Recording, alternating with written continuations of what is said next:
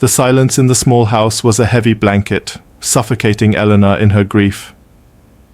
It had been 6 months since her husband Robert had passed away in what the police ruled a tragic, accidental fall down the stairs. The only sound that ever broke the stillness was the occasional squawk from a cage in the corner. It was Rico, Robert's African grey parrot, a bird he'd doted on for 20 years.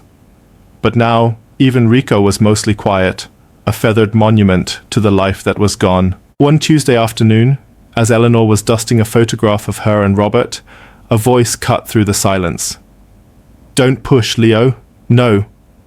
The words were sharp, frantic, and unmistakably Robert's.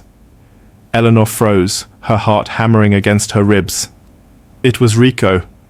He was perfectly mimicking Robert's panicked tone. She'd heard him mimic things before, but never with such raw, terrifying emotion. She rushed to the cage. "Rico, what did you say?" The parrot just shuffled on his perch, tilting his head with a glassy, unblinking eye. She tried to dismiss it. A fluke. A jumble of words he'd heard on television. But the next day, it happened again. "Don't push, Leo. No." This time it was followed by a soft, guttural squawk that sounded chillingly like a gasp for air. A cold dread began to creep into Eleanor's soul. Leo. The name echoed in her mind. Leo was Robert's business partner, a man who had been like a brother to him.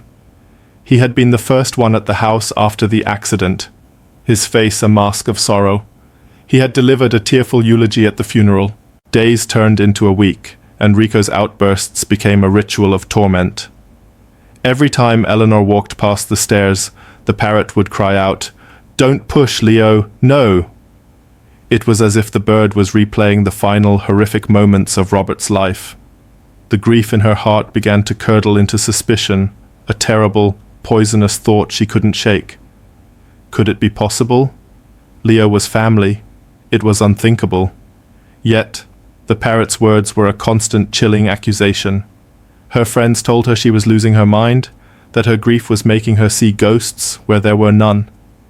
"It's just a bird, Eleanor," her sister said gently over the phone. "You need to move on. Maybe it's time to find Rico a new home." The thought horrified Eleanor. Rico was her last living link to Robert. But more than that, a new, fierce determination was taking root. Rico wasn't a ghost, he was a witness. The only witness. One afternoon, Detective Miller, a friend of Robert's who had handled the initial case, stopped by to check on her. As they sat with cups of tea, the house fell into its usual heavy silence. Eleanor hesitated, feeling foolish, but the words tumbled out. She told him about Rico, about the phrase he kept repeating. Miller listened patiently, a sympathetic but skeptical look on his face. "Eleanor," he said softly, "parrots mimic. It's what they do." He probably heard it on a crime show. As if on cue, from the corner of the room, Rico shrieked, his voice a perfect, terrified imitation of Robert's. "Don't push, Leo. No." The parrot's feathers were puffed up, his eyes wide. Detective Miller froze, his teacup halfway to his lips. The blood drained from his face. It wasn't just the words. It was the sheer terror in the tone. It was a sound a man makes when he is staring death in the face. It was the voice of his friend. A profound silence filled the room. Miller slowly placed his cup down, his professional skepticism instantly evaporating, replaced by a cold, hard focus. "Say that again," he whispered, walking towards the cage. Rico just ruffled his feathers and nibbled on a seed. But the seed of doubt had been planted in fertile ground. It was no longer the rambling of a grieving widow. It was a potential dying declaration from a victim. The detective reopened the case, quietly at first. He started with Leo.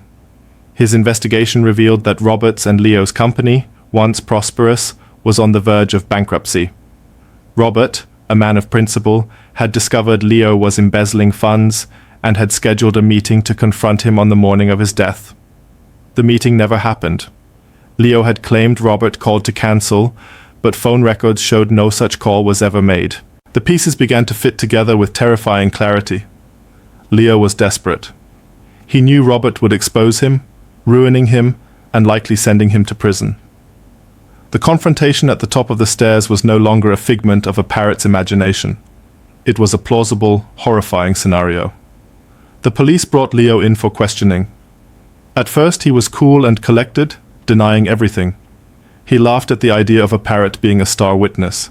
But as Detective Miller laid out the evidence, the financial records, the phone logs, the motive, Leo's composure began to crack. The final straw came when Miller played a recording of Rico. He had brought the parrot to the station.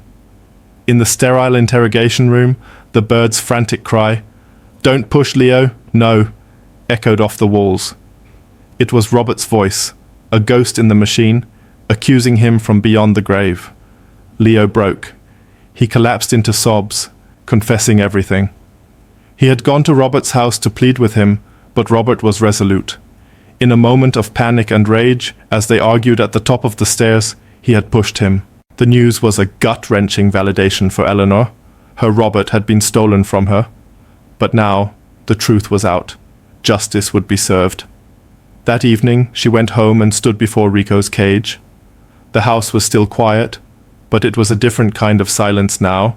It was peaceful. The parrot looked at her, tilting his head. "Hello, Bobby," he said softly, using the nickname Eleanor had for her husband.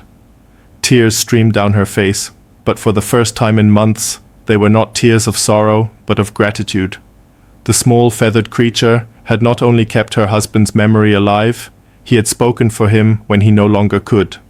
Sometimes, the truth is trapped in the most unlikely of guardians, waiting for someone to finally have the courage to listen.